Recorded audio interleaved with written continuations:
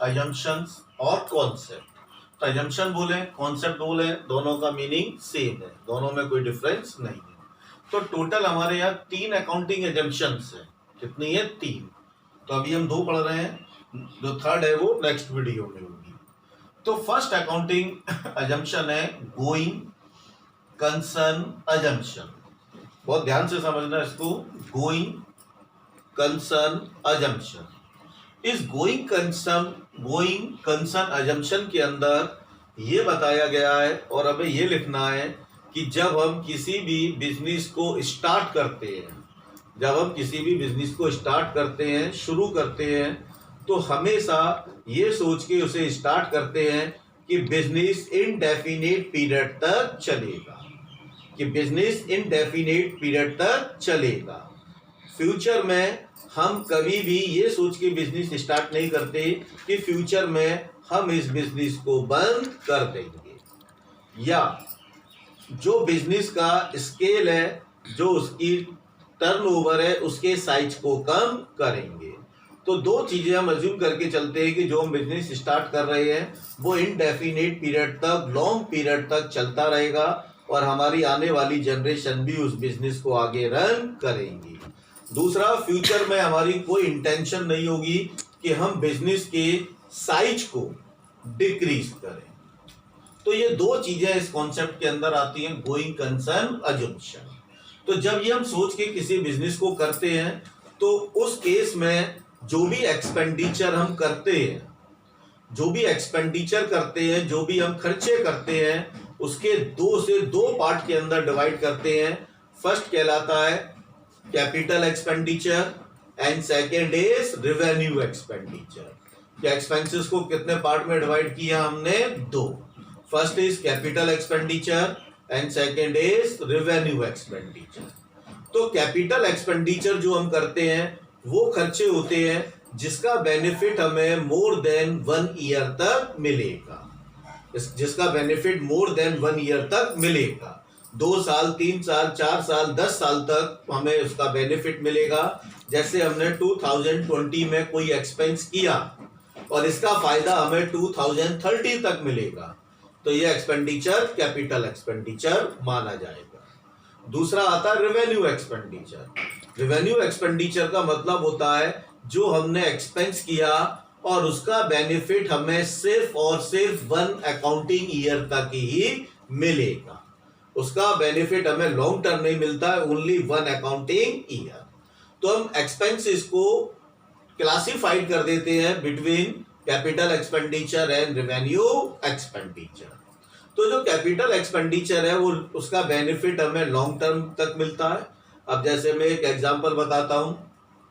जैसे हमने एक मशीन खरीदी 1 लाख की, हमने 1 लाख की मशीन खरीदी और हमने देखा कि भाई उस मशीन की एक्सपेक्टेड लाइफ का मतलब है उस मशीन की लाइफ 10 इयर्स तक है, 10 साल तक वो मशीन चलेगी।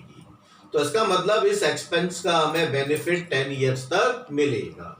तो जब हम 2020 में हम उस मशीन को खरीदेंगे तो वो क्या माना जाएगा? कैपिटल एक्सपेंडिचर माना जाएगा। तो हमने रिकॉर्ड किया एज ए कैपिटल एक्सपेंडिचर, उसका 10 साल हमें मशीन यूज करनी है। तो अब जब हम अपने बिजनेस का प्रॉफिट एंड लॉस कैलकुलेट करेंगे तो हर साल मशीन के यूज करने से मशीन की वैल्यू कम होगी, उसके ऊपर डेप्रिसिएशन लगेगा।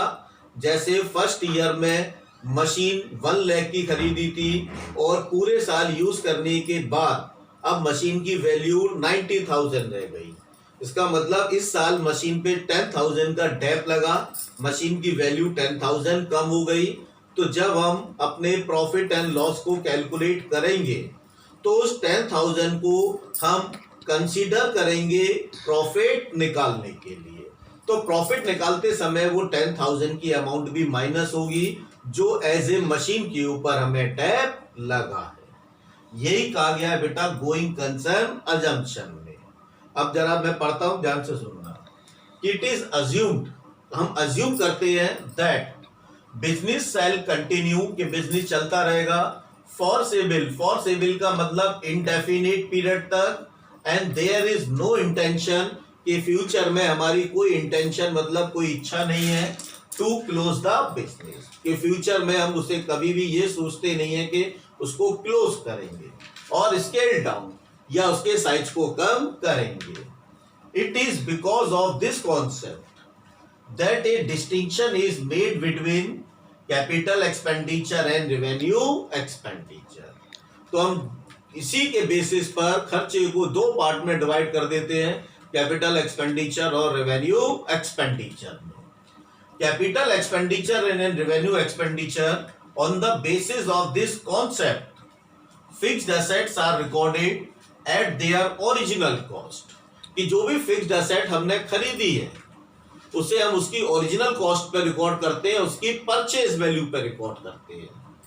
एंड देन आर डेप्रिशिएटेड, और हर साल उसके ऊपर हम डेप्रिशिएशन लगाते हैं in a systematic manner over their expected useful life.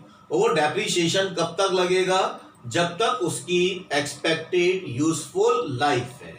10 साल तक लाइफ है तो 10 साल तक डेप लगेगा, उसके बाद वो मशीन यूजलेस हो जाएगी, उस मशीन को हम स्क्रैप कबाड़े में बेच देंगे और एक नई मशीन परचेज कर लेंगे. तो ये हो गया हमारा गोइंग कंसर्न अजम्पशन. अब सेकंड आता है बेटा कंसिस्टेंसी अजम्पशन. कंसिस्टेंसी का मतलब होता है एक जैसा, यूनिफॉर्म को बोलते हैं हम कंसिस्टेंसी. किसको बोलेंगे? यूनिफॉर्म को. तो यहां पर अगर हम अकाउंटिंग को एक यूनिफॉर्म लेके चलेंगे तो हम करंट ईयर का कंपैरिजन प्रीवियस ईयर से कर सकते हैं, क्योंकि अकाउंटिंग दोनों ईयर में कैसी है? यूनिफॉर्म है, एक जैसी है. तो जब हम कंपेयर करेंगे तो कंपेयर के अंदर जो रिजल्ट्स आएंगे वो रिजल्ट्स बेटर होंगे. ठीक. तो कंसिस्टेंसी यही कहती है कि भाई अकाउंटिंग के अंदर यूनिफॉर्मिटी होनी चाहिए, और अगर हमने कोई मेथड अडॉप्ट किया तो उस मेथड को regular year two year adopt करना चाहिए, उसे बीच में चेंज नहीं करना चाहिए.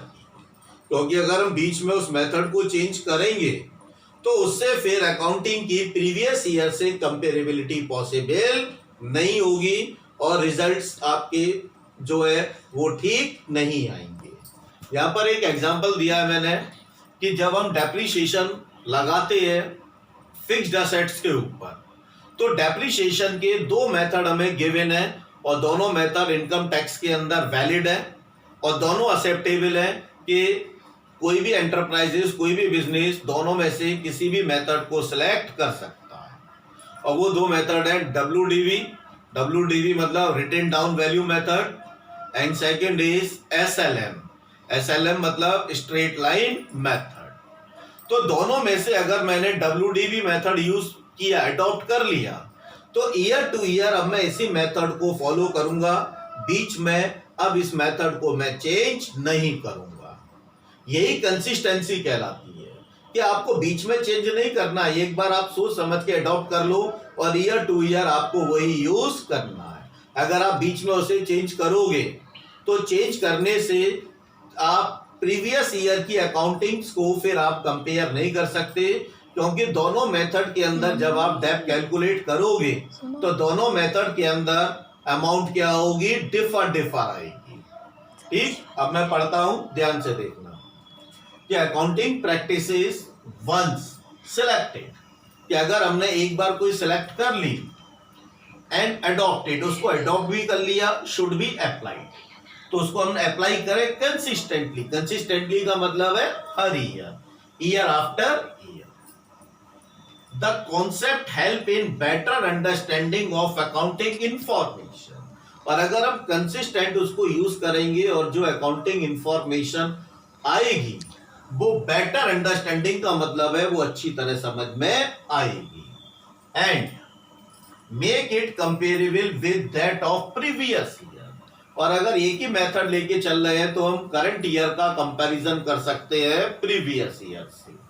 Example, two methods of charging depreciation are WDV and SLM are equally acceptable. कि आप कोई भी एक्सेप्ट कर सकते हो, इनकम टैक्स में दोनों को परमिशन दी हुई है.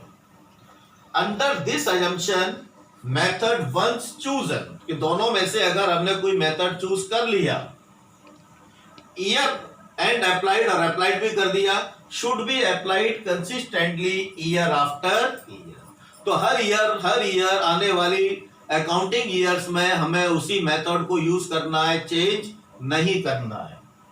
To make the financial statement comparable, तो अगर हम ऐसा करेंगे तो हम फाइनेंशियल स्टेटमेंट को जो प्रीवियस ईयर गुजर चुकी है उससे करंट ईयर का हम कंपैरिजन कर सकते हैं और उससे हमारे जो रिजल्ट्स होंगे वो रिजल्ट्स बेटर होंगे।